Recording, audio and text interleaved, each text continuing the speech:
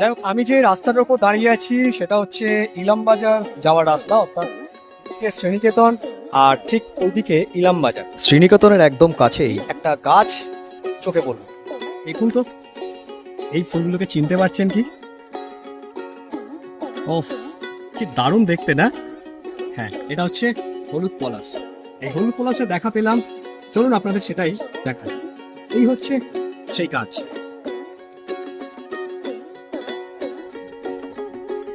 একটি মাত্র ডালে ফুটে রয়েছে হলুদ পলাশ, অসাধারণ। শুধুমাত্র একটা ডালে, আমি দূর থেকে দেখতে পাচ্ছিলাম গাছটাকে, এত সুন্দর লাগছে। তখন হলো ভিডিওটা আপনাদের সাথে একটু শেয়ার করি।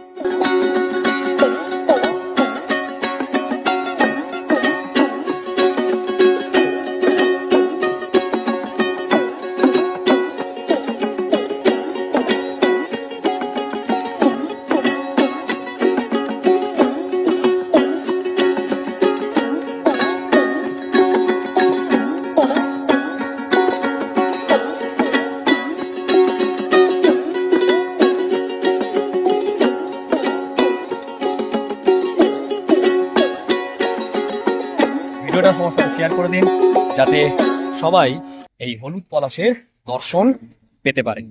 টাটা।